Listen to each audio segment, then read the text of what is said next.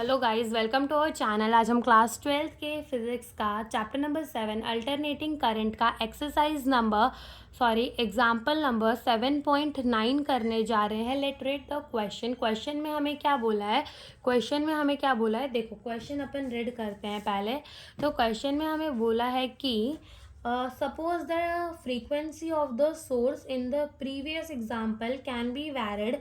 What is the frequency of the source at which the resonance occur? B. Calculate the impedance, the current and the power dissipated at the resonant condition. ठीक है, तो start करते हैं अपना question. देखो, अपन को बोला है कि जो अपन ने प्रीवियस क्वेश्चन किया था, दैट इज एग्जांपल नंबर 7.8 के अंदर अगर हम जो है वो रेजोनेंस वाला लगा दे, ठीक है, frequency of the source in the previous example हम उसको वैरिड यानी कि वैरिड फ्रीक्वेंसी कर दे, तो फ्रीक्वेंसी क्या होगी सोर्स की? What is the frequency of the source at with the resonance occur? तो वहां पर फ्रीक्वेंसी सोर्स की कितनी होती है? 1 में अंडर रूट में एल सी के बराबर होती है। तो 1 में देखो, प्रीवियस क्वेश्चन में हमें एल कितना गिवन था? 25.48 इंटू 10⁻³ एंड कैपेसिटेंस कितना गिवन था? 796 इंटू 10⁻⁻6। यहाँ हेनरी आ जाएगा और यहाँ फराड आ जाएगा। ठीक है, तो अपन को ये फाइंड करना है। तो 1 में अंडर रूट ऑफ एल कितना है? 25.48 इंटू 10⁻³ इंटू 796 इंटू 10⁻⁻6। यहाँ से जब हम मल्टीप्लाई करेंगे तो हमारा अंडर रूट में क्या आ जाएगा? अंडर रूट में आ जाएगा अपना 20282.08 इंटू 10⁻⁻9। यहाँ से अपन इसको क्या कर लेंगे? 202.8.2 इंटू 10⁻⁻8। और जब हम इसे रूट से निकालेंगे 202 इसको पूरे टर्म को, तो ये कितना आ जाएगा? 45 इंटू 10⁻⁻4 एंड 1 डिवाइड बाय 45 करेंगे तो हो जाएगा 0.0222 इंटू 10⁻4। तो देखो 1 2 3 4, तो ये हो जाएगा 2.1, ठीक है, 2.1 रेडियन पर सेकेंड। क्या हो जाएगा? 2.1 रेडियन पर सेकेंड। यानी कि हमने ये क्या फाइंड कर लिया? अपन ने फाइंड कर ली इसकी फ्रीक्वेंसी ऑफ द सोर्स। ठीक है, फिर आते हैं, ये ए पार्ट हो गया अपना।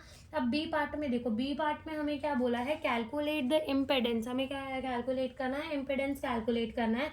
अब रेजोनेंस लग रहा है तो यहाँ पर एक्सी माइनस एक्सएल क्या हो जाता है? 0 हो जाता है।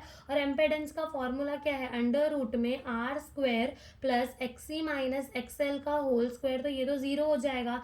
फिर z इज इक्वल्स टू क्या बचेगा? अंडर रूट में आर स्क्वायर, इससे कट जाएगा, so z is equals to क्या हो जाएगा? R. So z is equals to अपना कितना हो जाएगा? 3 ओम, बिकॉज प्रीवियस क्वेश्चन में आर हमें कितना गिवन है? 3 ओम गिवन है। ठीक है, ये हो गया। और अब हमसे क्या पूछा है कि हमें बताना है power dissipated at the okay, हमें करंट भी कैलकुलेट करना है, हमें आरएमएस करंट भी कैलकुलेट करना है। तो देखो, हमें ना पता है कि जो आरएमएस करंट हुआ है, यानी कि देखो यहाँ पर हमें क्या गिवन है? यहाँ पर आई यानी कि RMS current I M upon में √2 के बराबर होता है ना। VM is equals to I M, Vm is equals to I M into R के बराबर होगा, या फिर Vm is equals to I M into Z के बराबर होगा।